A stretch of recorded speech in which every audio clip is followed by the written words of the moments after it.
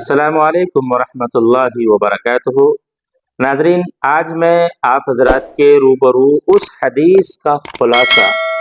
ذکر کرنا چاہتا ہوں جس حدیث میں اللہ کے رسول صلی اللہ علیہ وسلم نے بالکل واضح انداز میں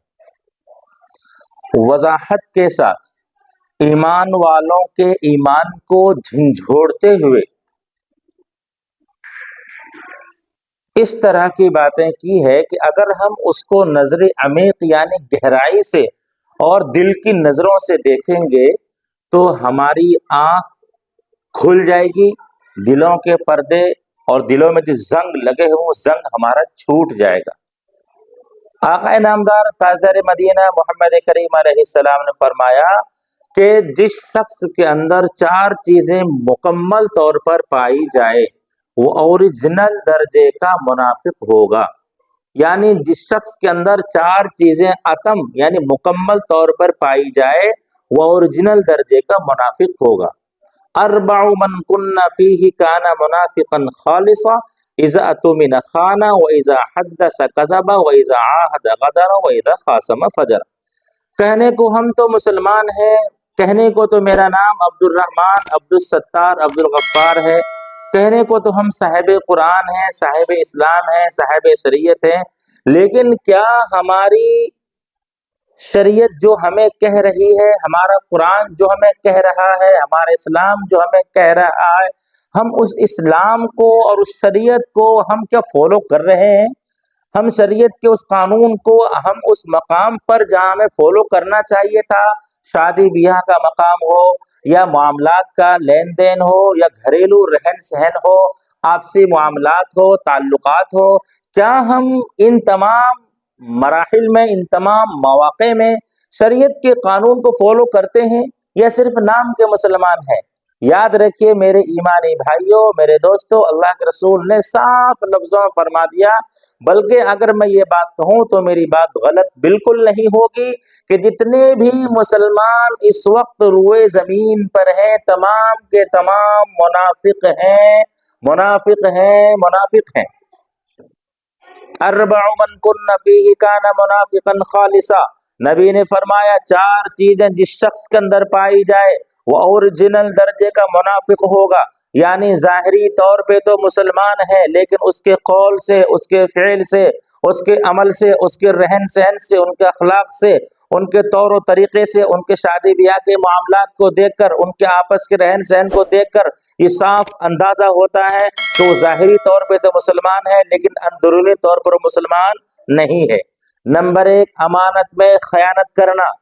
ایک ایمان والا، ایک مسلمان، ایک اہل اسلام، قرآن پڑھنے والا، قرآن کی تلاوت کرنے والا، قرآن کو پر مٹنے والا، مسجد کے نام پر شہید ہونے والا، مسجد کو مطلب ہر اعتبار سے اپنے آپ کو مسلمان کہنے والا، امانت میں خیانت اگر وہ کر رہا ہے تو اوریجنل درجے کا مسلمان نہیں ہوگا۔ پہلی صفت امانت میں خیانت کرنا۔ وَإِذَا حَدَّثَ كَذَبَ، جب بات کرے تو بات بات پر جھوٹ بولے۔ آج ہم صاحب ایمان ہیں، صاحب شریعت ہیں، صاحب قرآن ہیں، ہم سب کچھ ہیں لیکن ہم بات بات پر جھوٹ بولتے ہیں، اپنے تجارت کو بات جھوٹ بول کر کے آگے بڑھانے کی کوشش کرتے ہیں۔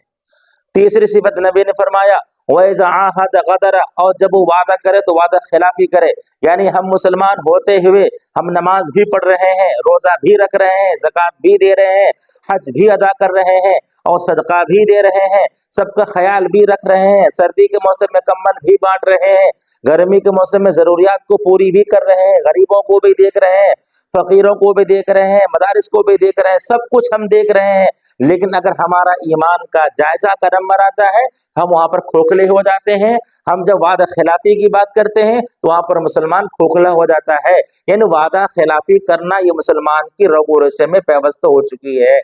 تیسری صفت کیا فرمایا؟ وَإِذَا عَاهَدَ غَدَرَ، جب وعدہ کرے تو وعدہ خلافی کرے۔ اور چوتھی صفت کیا فرمایا؟ وَإِذَا خَاصَمَ فَجَرَ، اگر اتفاق سے آپس میں اختلاف ہو جائے، لڑائی جھگڑے ہو جائے تو لڑائی جھگڑے میں گالی گلوچ کرنا، وہ ان کی ماں کو گالی بک رہا ہے تو وہ ان کی ماں کو گالی بک رہا ہے الٹ کر کے، تو ایک دوسرے کو گالی بکنا۔ علماء نے فرمایا میں علماء کا احسان مانتا ہوں اور آپ ان علماء کا احسان مانیے جن علماء کو آپ برا بھلا کہتے ہیں، جن امام کو آپ برا بھلا کہتے ہیں۔ ابھی آپ نے ظہر کی نماز پڑھی، ان کے پیچھے مسجد کے باہر جا کر ان کی برائی کرنے لگے۔ آپ نے عصر کی نماز پڑھی، آپ چوپائے پہ بیٹھ کر، آپ سڑکوں پہ بیٹھ کر، چائے خانے میں بیٹھ کر امام کی برائی کرنے لگے۔ ارے یہی وہ علماء ہیں، یہی وہ امام ہیں جنہوں نے ہر موقع سے، ہر مقام پر آپ کو بچانے کی کوشش کی ہے۔ علماء نے فرمایا کہ میں علماء کا احسان مانتا ہوں، آپ بے احسان مانیے۔ ان علماء نے آپ کو بچا لیا، ورنہ چاروں صفتیں آپ کے اندر مکمل طور پہ پائی جاتی ہے۔ امانت میں خیانت کرنا، بات بات پر جھوٹ بولنا، وعدہ خلافی کرنا اور گالی گلوچ کرنا لڑائی جھگڑے کے وقت میں۔ علماء نے کہا ہے کہ جو مسلمان اس عمل کو کرتا ہے تو ظاہری طور پہ تو وہ عمل کر رہا ہے، لیکن باطنی طور پہ وہ اس عمل کے خلاف ہے۔ یعنی وہ منافق جو نبی کے زمانے میں تھے تو باطنی طور پہ بھی منافق تھے اور ظاہری طور پہ بھی منافق تھے، یعنی اس کو ہم علماء اپنی نظر میں ان کو منافق اعتقادی کہتے ہیں۔ اور آج کا جو مسلمان ہے وعدہ کی خلافی بھی کر رہا ہے، جھوٹ بھی بول رہا ہے اور اس کے بعد امانت میں خیانت بھی کر رہا ہے، بات بات پہ گالی بک رہا ہے، وہ لڑائی جھگڑے ہوتے وقت میں۔ تو آج کا مسلمان منافق تو ہے لیکن منافق عملی ہے، منافق اعتقادی نہیں ہے۔